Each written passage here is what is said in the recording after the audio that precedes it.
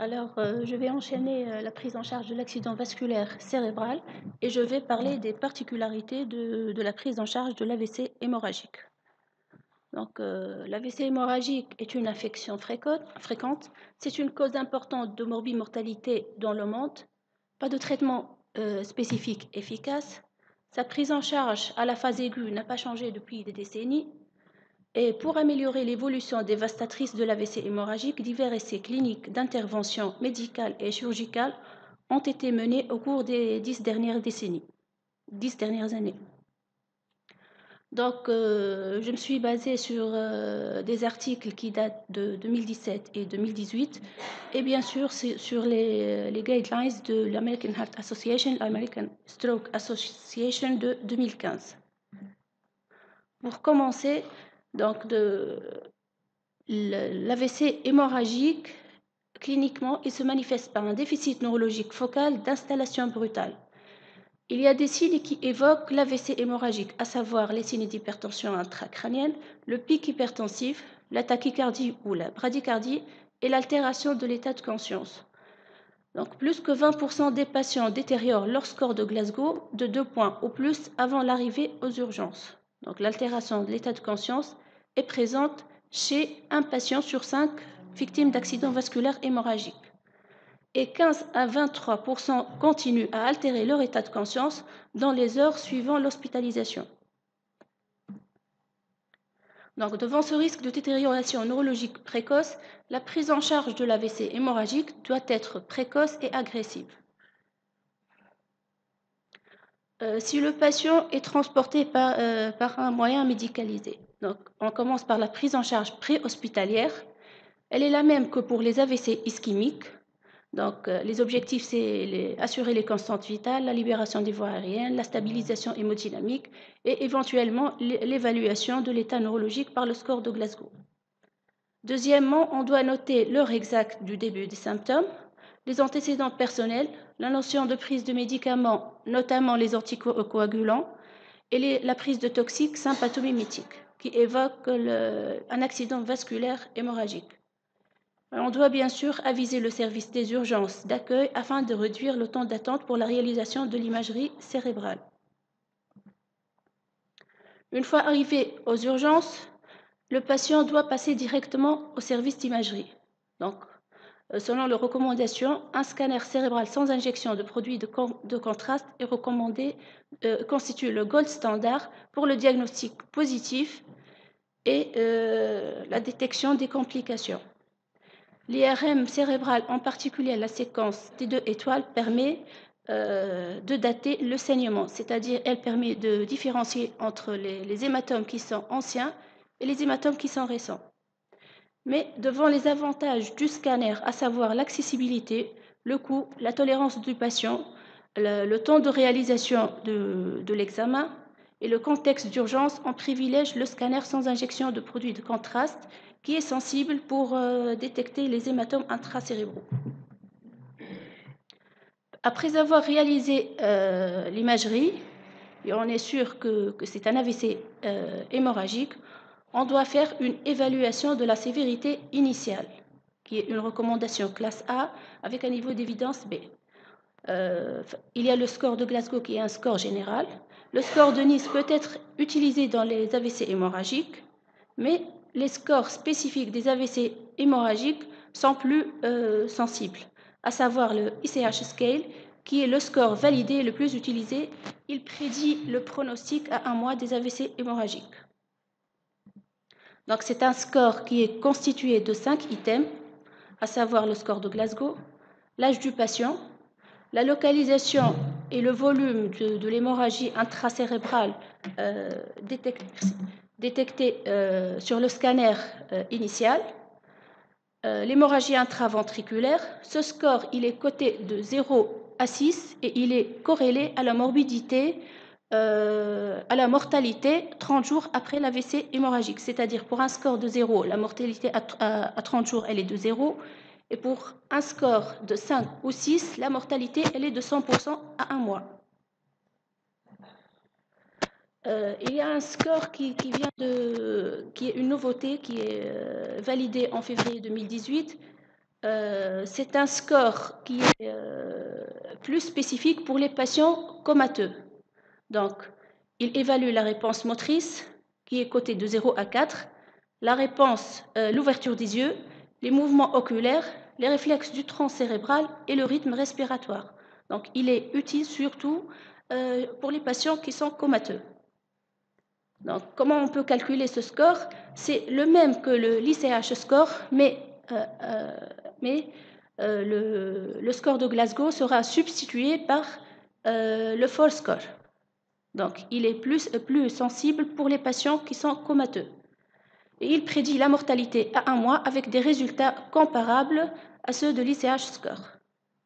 Mais son utilité, c'est qu'il ajoute des renseignements cliniques supplémentaires pour les patients comateux, qui est une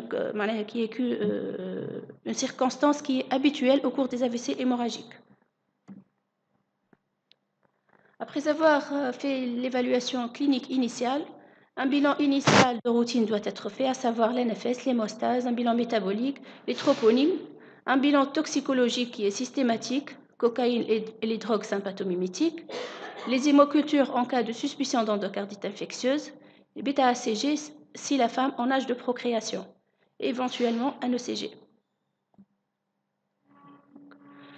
La clinique et l'imagerie, on est sûr que c'est un AVC hémorragique.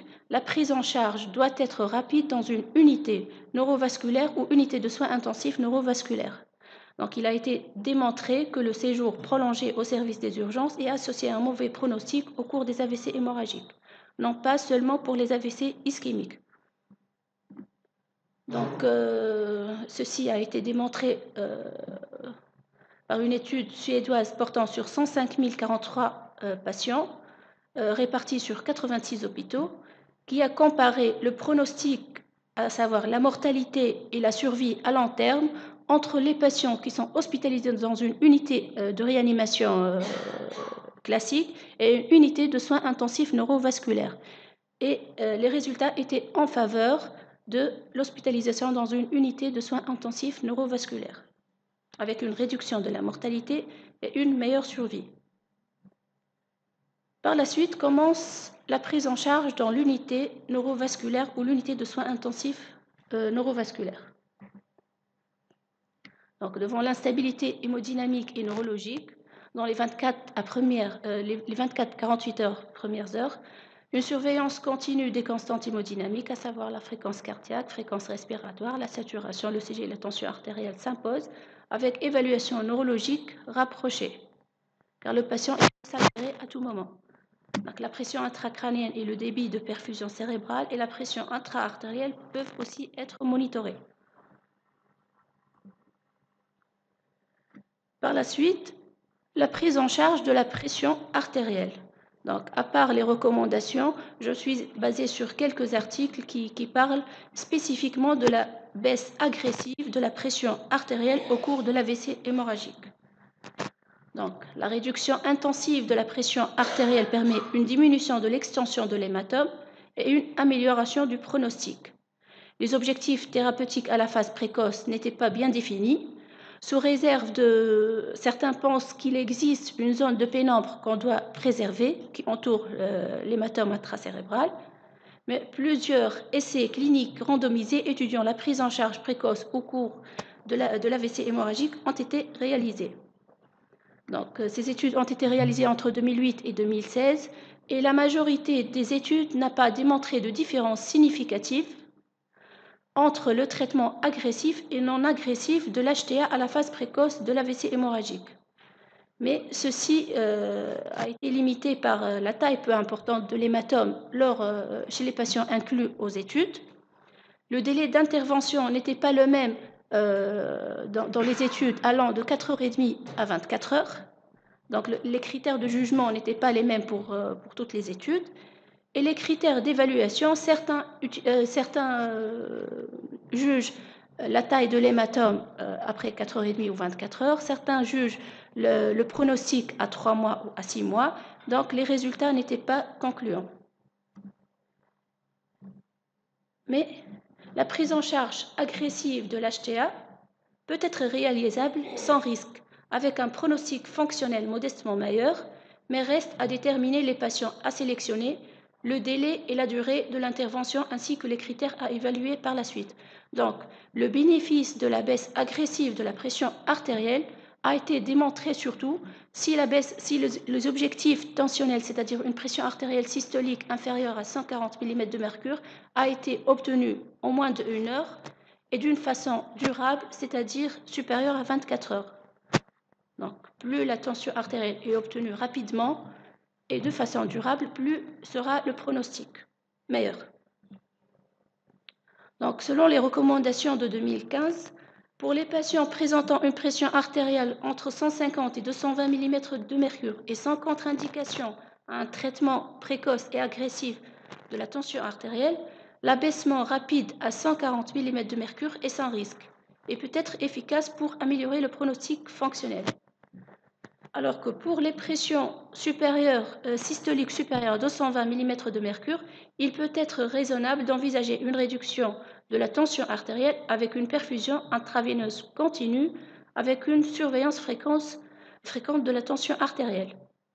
Donc, si la tension est entre 150 et 220, on n'a pas besoin de la perfusion continue. Si la tension artérielle elle est supérieure à 220, c'est la perfusion continue d'un traitement antihypertenseur IV.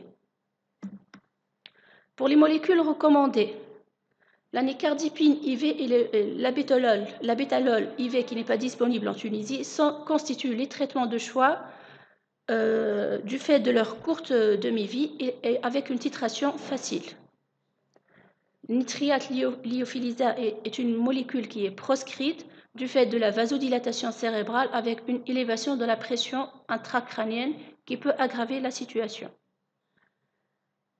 J'ai trouvé une étude qui est récente, publiée en février 2018, qui compare la perfusion intraveineuse de l'abétalol ou de nicardipine en termes de tolérance et d'efficacité et qui a montré des résultats qui sont comparables en termes de tolérance et d'efficacité, c'est-à-dire que les deux molécules ont la même tolérance et la même efficacité. Pour la perfusion continue, c'est-à-dire pour les patients se présentant avec des chiffres tensionnels supérieurs à 220 mm de mercure. Par la suite, le traitement IV ne doit pas être maintenu plus que 24 heures. Par la suite, il y aura un relais par un traitement antihypertenseur par voie orale qui doit être instauré le plus tôt possible pour le contrôle d'une HTA et sa prise en charge à long terme. Donc, pour les molécules recommandées de première et de deuxième intention dans le traitement de l'HTA résistant au traitement IV, on a les IEC, les antagonistes des récepteurs de l'angiotensine et les inhibiteurs calciques. Ce sont les trois classes des traitements antihypertenseurs de première et de deuxième intention. Les alpha-bloquants et les bêta-bloquants, de plus les diurétiques et la spironolactone, peuvent constituer un traitement de troisième et de quatrième intention, mais il faut se méfier de l'hyponatrémie secondaire aux diurétiques qui peut aggraver l'hypertension intracrânienne. Donc, comme vous le savez, l'HTA au cours de la phase aiguë de l'AVC hémorragique peut être due tout simplement à une hyperactivation sympathique. Donc, il peut y avoir une régression de l'HTA dans quelques jours. Donc, le patient doit être surveillé de façon stricte et on peut être mené à une diminution des doses des traitements antihypertenseurs, voire même à un arrêt du traitement.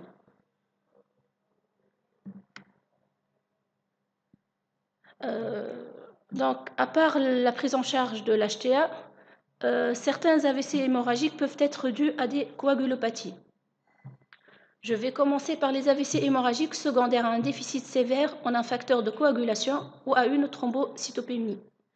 Le traitement spécifique, c'est la substitution par le facteur approprié ou par les plaquettes. Dans le cas des AVC hémorragiques secondaires à un surdosage en AVK, les AVC hémorragiques secondaires au surdosage en AVK ont un pronostic qui est médiocre, d'où la nécessité d'une correction rapide de l'INR. La vitamine K à la dose de 5 à 10 mg en IV doit être administrée dès la première heure. Le concentré de complexe prothrombinique constitué de facteurs 2, 5, 7 et 10 a moins de complications et une correction plus rapide de l'INR que le plasma frais congelé. Donc, on préfère le complexe prothrombinique que le plasma frais congelé en termes de complications et de correction plus rapides. En cas de surdosage en AVK, bien sûr en association avec la vitamine K. Pour les nouveaux anticoagulants, les accidents vasculaires hémorragiques sont moins fréquents qu'avec les AVK, mais ça peut exister, les accidents vasculaires cérébraux secondaires aux nouveaux anticoagulants. Et dans ce cas, le traitement, c'est l'inhibiteur du facteur 8, recombinant du facteur 7 activé, et le concentré de complexe prothrombinique peuvent être utilisés. Le charbon activé peut être utilisé si l'ingestion de l'anticoagulant date de moins de 2 heures.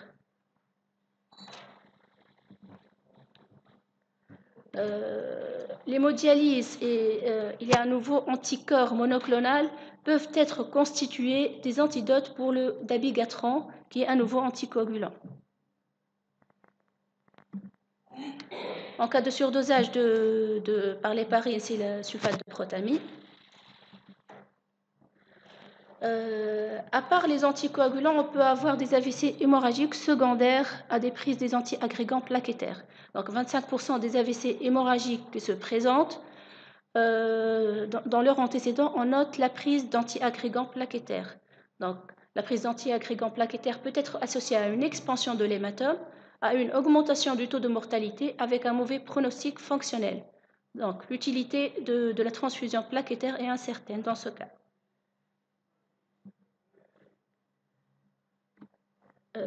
On a des accidents vasculaires hémorragiques sans hypertension artérielle et sans coagulopathie. Dans un contexte d'urgence, on peut, malgré que l'utilisation du facteur 7 activé recombinant peut diminuer l'extension de l'hématome, son utilisation n'est pas recommandée du fait de l'augmentation du risque thromboembolique. Donc, je passe à la prophylaxie thromboembolique. On est face à un risque de ressaignement qui est important de l'AVC hémorragique, avec un risque de thrombose veineuse important face à un patient qui est alité. Donc, la thromboprophylaxie ne doit pas être retardée, puisque le risque de thrombophlébite profonde est entre 0,5 et 13%, avec un risque d'embolie pulmonaire entre 0,7 et 5%. Donc, la compression pneumatique intermittente réduit le risque de thrombophlébite profonde proximale et doit être débutée le jour de l'admission. C'est un dispositif qui fait des cycles de compression-décompression de 1 minute pour améliorer la circulation sanguine au niveau des membres inférieurs. Après, la compression pneumatique alternante doit être réalisée 1 à 4 jours. Par la suite, on doit avoir relais à une héparine de bas poids moléculaire ou héparine non fractionnée. Et bien sûr, après documentation de l'arrêt du saignement par une imagerie de contrôle. Et chez les patients qui sont alités dans un délai ne dépassant pas les 4 jours.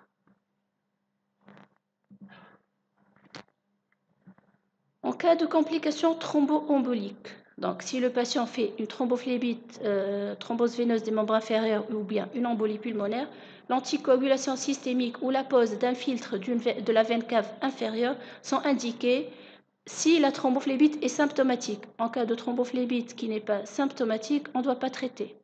Donc le choix dépend de la date du début de saignement.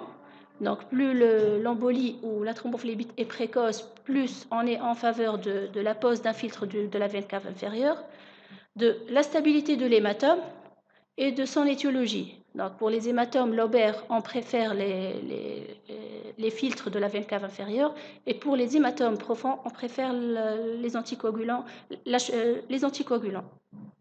ainsi que le terrain. Pour la prise en charge de la glycémie, c'est superposable à la prise en charge au cours des AVC ischémiques. Donc, l'hyperglycémie est associée à une augmentation de la mortalité à un mois chez les diabétiques et chez les non-diabétiques. Comme on a dit auparavant, c'est une hyperglycémie de stress. Donc, l'insulinothérapie intensive est associée à une diminution du taux de glucose extracellulaire cérébral avec une augmentation du taux de mortalité. Donc, les deux, l'hyperglycémie et l'hypoglycémie, doivent être évités par une surveillance régulière du taux sanguin de glucose.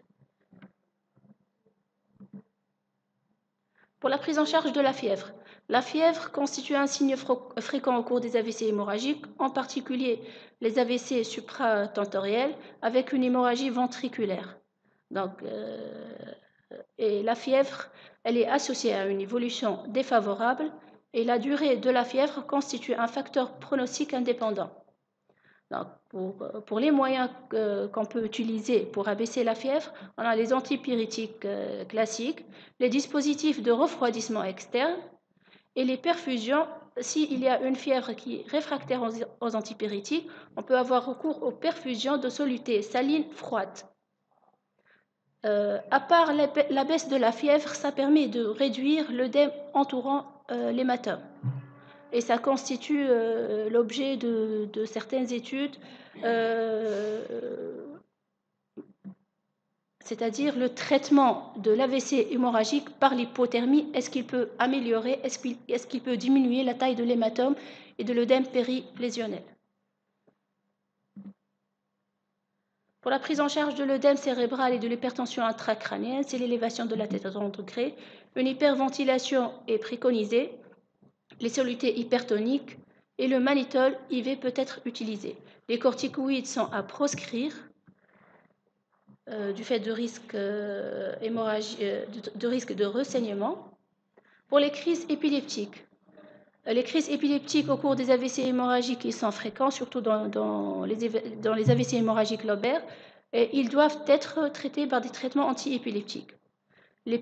Pour les patients qui sont confus avec des anomalies évoquant des crises à l'EEG, on doit aussi les traiter.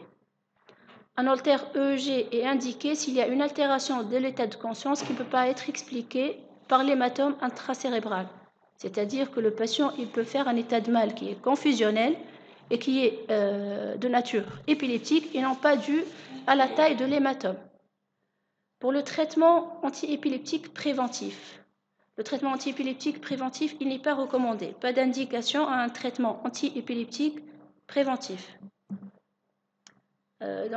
C'est une étude c'est une méta-analyse qui est publiée au Stroke en 2018 et qui a démontré que l'administration d'un traitement antiépileptique préventif au cours de la phase aiguë de l'AVC hémorragique ne modifie pas le pronostic fonctionnel après un AVC hémorragique.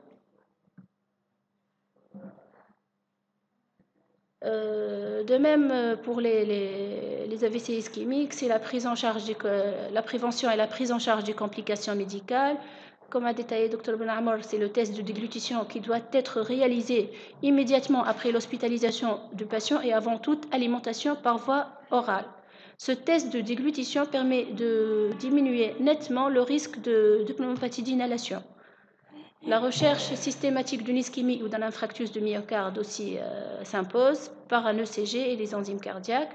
La détection d'une insuffisance rénale, les troubles du rythme cardiaque, une hyponatrémie et des saignements digestifs qui peuvent aggraver le pronostic à long terme. Je vous montre un algorithme qui montre le test rapide de la déglutition après un AVC, que ce soit ischémique ou hémorragique, qui peut être réalisé par l'infirmier de l'unité neurovasculaire. On commence par un test au mixé, puis test au liquide et test au solide. Et en fonction de la réponse du patient, il y a des conduites qui sont différentes. Après la prise en charge médicale et la stabilisation du patient, je vais aborder la prise en charge chirurgicale. Donc, pour les hématomes infratentoriels, donc l'évacuation d'un hématome cérébelleux avec une altération de l'état neurologique, une compression du tronc cérébral et ou une hydrocéphalie s'impose en urgence. Donc, un drainage ventriculaire initial précédant l'évacuation de l'hématome n'est pas recommandé. Donc, c'est l'évacuation de l'hématome cérébelleux qui doit se faire le plus rapidement possible. Pour les hématomes supratentoriels, l'utilité de la chirurgie n'est pas encore bien établie. L'évacuation d'un hématome après détérioration neurologique améliore le pronostic vital. La craniotomie décompressive avec ou sans évacuation de l'hématome améliore le pronostic vital chez les patients comateux ayant un volumineux hématome et un important effet de masse ou une hypertension intracrânienne réfractaire au traitement médical. La supériorité de l'évacuation mini-invasive, c'est-à-dire par une aspiration stéréotaxique ou endoscopique, n'est pas supérieure à la craniotomie décompressive. En cas d'hydrocéphalie avec ou sans hémorragie intraventriculaire, éventuellement c'est le drainage ventriculaire externe de l'hydrocéphalie. Par la suite, la réhabilitation ou la rééducation, elle doit être débutée le plus tôt possible, puis elle doit être poursuivie à domicile avec dans des centres multidisciplinaires pour un meilleur pronostic fonctionnel. Donc, en conclusion, la prise en charge multidisciplinaire dans une unité neurovasculaire ou unité de soins intensifs neurovasculaires permet de diminuer la mortalité après un AVC hémorragique, ce qui passe par 5 étapes: le monitorage des constantes vitales, le contrôle efficace des chiffres tensionnels et de l'hypertension intracrânienne, la chirurgie à temps, la prévention des complications, que ce soit les complications médicales ou bien les complications thromboemboliques, les complications liées au décubitus, avec une réhabilitation précoce. Merci.